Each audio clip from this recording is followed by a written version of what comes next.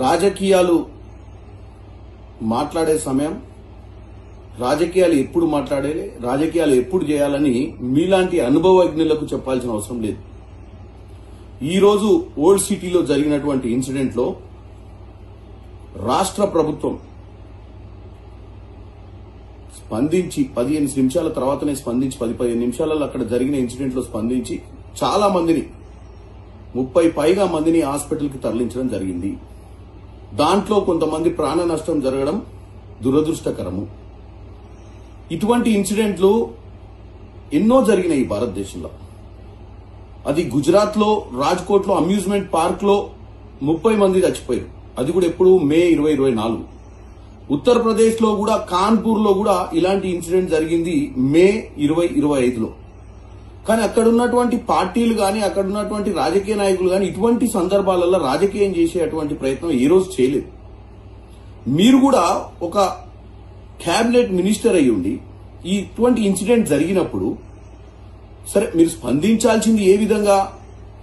మీరు స్పందిస్తే central government నుంచి వాళ్ళు ఎవరైతే క్షతగాత్రులున్నారో వాళ్ళ ఎక్స్గ్రేషియా గాని ఎవరైతే చనిపోయిన వాళ్ళు ఉన్నారో వాళ్ళకి ఇవ్వాల్సినటువంటి ఇన్సూరెన్స్ అమౌంట్ గురించి మాట్లాడి వాళ్ళ కుటుంబాలని ఆదుకుంటామని చెప్పాల్సిన సమయం ఇది. ఇవే ఇన్సిడెంట్లు కూడా ప్రభుత్వం గాని ఎవరు గాని ఊహించి జరిగేటివి కావు. ఉన్న వ్యవస్థలు కూడా మనకు మీకు తెలుసు, ఉన్న వ్యవస్థలు అది అమెరికా అయినా ఇంగ్లాండ్ అయినా ఆస్ట్రేలియా అయినా ఫైర్ యాక్సిడెంట్లు అయితే ఫైర్ యాక్సిడెంట్లలో మనుషులు చచ్చిపోయినటువంటి సందర్భాలు ఉన్నాయి. ఎందుకంటే ఇవన్నీ ప్రమాదవశాత్తు జరిగేటివి.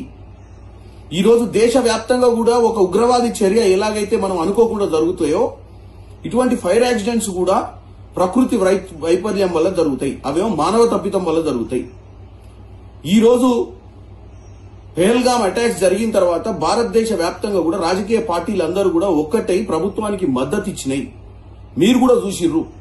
కానీ మీరు ఈ రోజు హైదరాబాద్ లో జరిగిన సంఘటనను ఇమ్మీడియట్ గా స్పందించి రాజకీయం చేసి బీజేపీ పార్టీకి ఏదో మైలేజ్ వస్తుందని ఒక బీజేపీ పార్టీ అధ్యక్షునిగా ఒక చిల్లర మల్లర రాజకీయాలు చేస్తున్నట్టుగా క్లియర్ గా తెలుస్తుంది. అది మీకు తగదు. మీరు అవసరమైతే ఈ రాష్ట్రంలో స్పందించాల్సిన సమయంలో స్పందించలేదు. ఏ రోజు కూడా మీరు ఎప్పుడు స్పందించాలి? ఈ రాష్ట్రానికి ఎప్పుడైతే నిధులు అవసరమో అప్పుడు స్పందించాలి. గత 10 ఏళ్లుగా దోచుకుంటా పోతున్నటువంటి బీఆర్ఎస్ పార్టీ మీద ఒక్కరోజు స్పందించలేదు మీరు. ఇప్పుడు RRR కావాలి, మనకి ఇప్పుడు మెట్రో కావాలి, ఇప్పుడు రేడియల్ రోడ్స్ కావాలి, హైదరాబాద్ లో మూసి ప్రక్షాళన జరగాలన్నప్పుడు మీరు ఏ రోజు స్పందించలేదు. ఉల్టా ప్రభుత్వాన్ని నిందించడం ప్రయత్నం చేసిర్రు ఈ విషయాలల్లో. ఇప్పుడు ఒక ఫైర్ యాక్సిడెంట్ జరిగితే ఈ ఫైర్ యాక్సిడెంట్ లో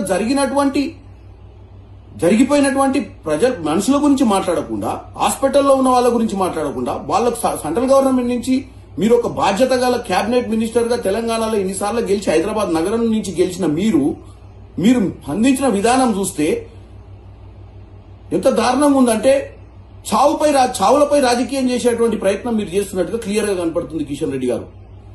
ఇది మీకు తగదని తెలియజేస్తున్నాను.